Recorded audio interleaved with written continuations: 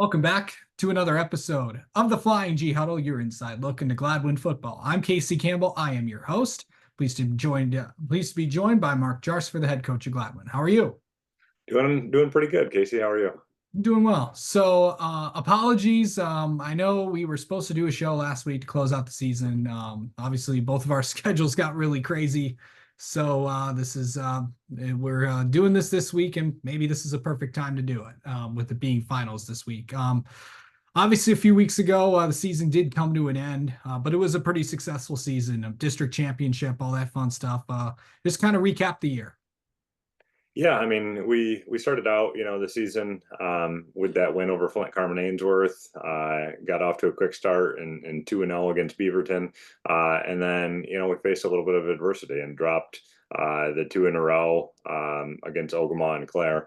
After that, we kind of discussed it as a program and talked about the fact that we still felt like we could be uh, a great team and do special things if we really hunkered in and we really talked a lot about knowing that if we did those things that we would get another crack at either Clare or Ogama in a district game and so we rattled off the next four straight wins over Standish, Shepherd Creek, and Meridian. Had our hands full with Frankenmuth, who's obviously playing for a state championship this week and week 9, and kind of close out the season 6-3, and then going into the playoffs as the 4 seed, and winning a district title, having to go through Kingsford all the way up there and then beat Ogama Heights up at their place to avenge that earlier loss. I mean, those two teams combined were 18-1, going into our games, and so I think we really did do a good job of exactly what we set out to do, and kind of peaking at the right time as we're heading into the playoffs. And there's not a lot to be ashamed of, and two losses to a state finalist or state champion, whatever happens with Frankenmuth this week, and then the other one, Clare and Ogama, both playoff teams, and we're able to avenge one of those losses. And so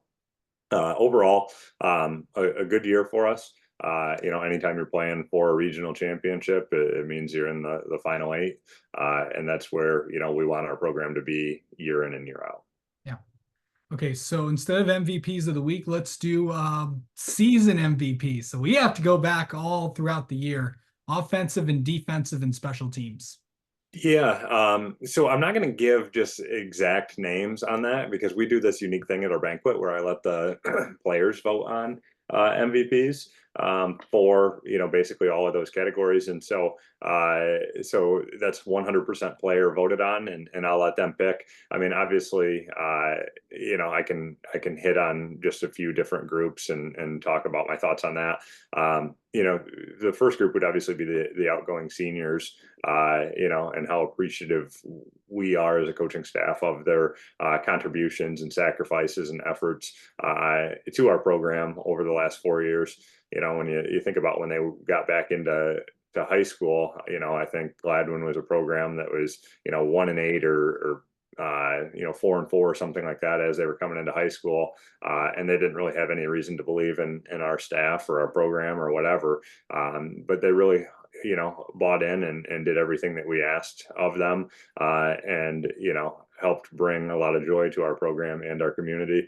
You think about the success that they were a part of and played a role in some instances, whether it was at practice or just guys on the team, and that's been 3 conference championships, 2 district championships, a regional championship, and a state championship. So a pretty decorated class of seniors, and we're, like I said, we're just really appreciative of everything that they've sacrificed and given our program.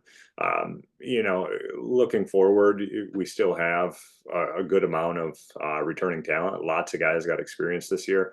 Over the course of the season, we started 6 sophomores, at various times, 6 different sophomores, and 2 freshmen down the stretch in our playoff games.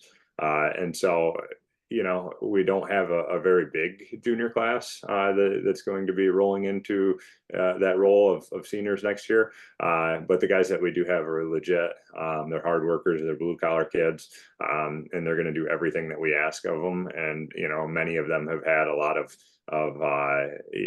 experience. You think about Colton Finnegar going into next year, his third year as starting, varsity quarterback. Preston Willert starting at running back, and his third year starting at linebacker. And you just kind of go down that list. Harvey Grove will be back. He's going to be on his third year of varsity. Entering his junior year. Max Bars will be another lineman that's back, and as a junior who started this year as a sophomore. And so we have a lot of guys returning. And I think when we get the off-season program going, those guys are going to be just as hungry as ever heading into this next year. And so, in lieu of doing MVPs, that's kind of just the state of our program. And last thank you to the seniors for their contributions as they leave our program. And speaking of thank yous, let's continue on that. I'm sure there's a lot of people you want to thank, and this is always we did this last year on the last episode of the year, so I'm going to leave you to that now. Yeah, so I'll do two different groups. I mean, obviously, we have. I think I have one of the best coaching staffs, in the state of Michigan, with some of our assistants and all the time that they put in and that kind of stuff. People don't understand the immense amount of sacrifice that goes into competing at a high level like this. It's a lot of hours a week, and a lot of that, a secondary part of that would be thanking their families and wives and significant others and those sorts of things, because in many cases, like I know in my house, my wife never bats an eye, and takes on the role of essentially a single parent, does all the house stuff, and it's busy and it's a lot. And so I know that that's the same in a lot of cases for my staff, and those guys are just always working and grinding and doing whatever is needed or required to compete at a high level. And so very thankful for them. Our administrative team at Gladwin has really done good things for us over the past year.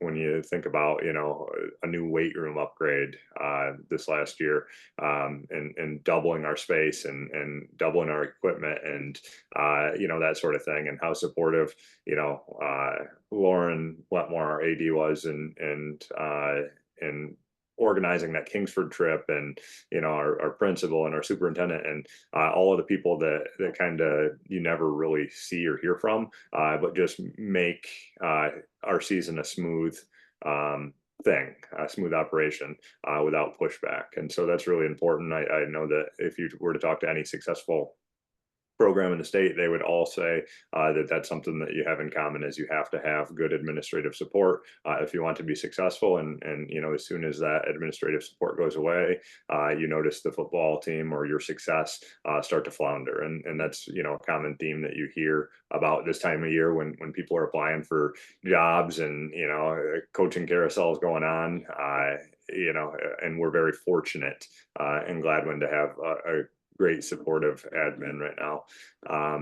Another group that probably doesn't get talked about enough, but does a phenomenal job, is our maintenance staff. They're responsible for all the grounds, and operating and getting our game field, prepped each and every week. We still one of the rare teams that play on natural grass, in the state, and I would say that it's as top notch of a grass field as you could get. And so they do a great job with that every year that I've been there, and it's really impressive to see that kind of stuff, especially as the season goes late in the year, and that's still as playable and nice and is at any point in the season. And so they do a really good job. And then kind of the last group that I'd like to thank from this end of things is parents. I mean, our off-season program is a lot. It's a big commitment for kids and families alike. When we start dragging these kids in at 7 a.m. In January, 3 days a week, and it's just crazy. You show up to the weight room and you just see a steady line of cars, pulling up to the weight room, dropping their kids off. And it's impressive to see, because these are all people that have had to sacrifice different things in their life, and events, and move things around, so that they can get their kids there. And they're doing that because they're buying into our program. And so, and then all the, monetary sacrifice and stuff like that for camps, and getting them to all these places, and, all of the things that we ask. It's impressive. That they're so bought in, but that's what it takes. I mean, it takes that kind of buy-in from all of these groups of people that I just mentioned to run a very successful program. And so, very appreciative of all of those groups. And then, as I mentioned, the financial part of it, we have a lot of great businesses in Gladwin, many of which, are mega supporters of us, and from a financial level, and just being there and enjoy football. I'm going to run through the list of people that have kind of sponsored at various different levels for us this year, and many of them are year after year sponsors too. This year we kind of did two presenting sponsors. The first one was Myers for Tires, and so you would have seen on any of our social media, which Brody Verellen did a great job for us this year during the games, keeping people informed with every score, and we'd post a little graphic that showed the type of scoring play it was, and a summary, and so people that couldn't be listening on the radio, or following along on NFHS or YouTube or whatever, could still get updates on the game for wherever they were. And so Myers for Tires was that presenting sponsor for that. And then our second one was Piper's Pub, right, obviously in Gladwin. And they sponsored our game day and game week posts, and so you'd see their logo on social media many times, at least 2 times a week throughout the year.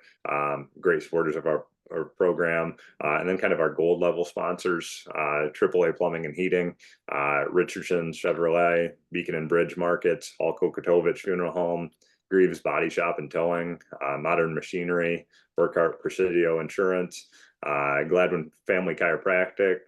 And then silver sponsors were Up North Log Home Specialists, Chris Muma Forest Productions, FED Design and Builders, Riverwalk, Place Resort and Spa, Greaves Trucking, Gladwin Tire, Allwards. And then our bronze level sponsorships were Goodwin Septic Tank Service, Cassidy's Construction, Wooden Shoe Hardware, Sugar Shack, and then Ace Hardware of Gladwin. And so, as you can see, that's a pretty extensive list, especially for a small, rural community. And so again, when you get that kind of support and buy-in from all of the people that I mentioned in the first group, plus, from that financial aspect, it's really easy to see why Gladwin's such a great place to play football and coach football. And so I know our kids are very appreciative of it. Myself and our staff are appreciative of it. And, all of these things together go into the success that we've had as a program over the past, 4, 5, 6 years. Absolutely. So, yeah, there's a few more things I got to say. I want to thank all the viewers for watching this great show every single week. It's this is year 2. Year 2 is year 2 of this show. This has been we can't thank you, and we were so surprised year 1 how much support we got, and we the same support gathered for year 2. So we want to thank you there. Obviously it's been a fun season. And also with it being state finals this week, obviously I know you've had the chance to go there and win a state title. What are the coaches going through this week? It's crazy. It's a whirlwind for the coaches that haven't been there. Obviously, they'll have no time to watch this show, so I can't lend support. But just to give a little glimpse of it into for the viewers, of what this week looks like, because it is crazy. I mean, honestly, you're just struggling to find time to look at the X's and O's, which is crazy, right? You've spent all season trying to get to this point, and now you're at the Mecca and the biggest stage, and then you're just like inundated with distractions. And so, and they start early and often. I want to say, it's Sunday morning when we did it. We were required to be down at the MHSA's office in Lansing to go over, the rules and how the day is going to look, and fill out the stuff for how many passes you're going to need, and then you got to start thinking about who you're going to give those passes to, and there's limited amounts, and so you're worried about people being upset and for not getting the right pass and the right access and all of that kind of stuff, and it you have all of these different media obligations you're required to fill out, 2 and 3 deep depth charts for every position for offense, defense, special teams, all the media obligations for local newspapers and statewide newspapers and radio stations and, TV camera shows and all of that kind of stuff, trying to, coordinate send offs and it's such a wild time. But I think if you were to ask anybody that's done it, you wouldn't trade it for the world. I mean, it's the most exciting time for a community, especially a small rural town that doesn't do it very often. It can be the most exciting time for your community, maybe ever. You know what I mean? Like, I just think back to all of the support and like on our send off and all the people that were lying in the streets and the police escorts and even after we won it, coming back into Brockhoff Field and we had the lights on and there were just cars everywhere and people lining the whole entrance to get in there and the celebrations and that kind of stuff, and it's just awesome to see. It really is a special time for the kids and communities that have earned this opportunity to play for a state championship, and so it's definitely well deserved for everybody that gets the opportunity to experience that. Absolutely. All right. Well, that's going to do it for this week's Flying G Huddle and this year's edition of the Flying G Huddle. Of course, thank you for all your support this year. Thanks for tuning in each and every week to see what the Flying G's were up to. I don't know. Let's do this again next year. You want to do that? Let's do it. It's fun. It's a great way for us to tell a story and let people have a glimpse inside of our program and on how we're thinking and what's going on. All right. All right. That's going to do it. And until next time, till we meet again.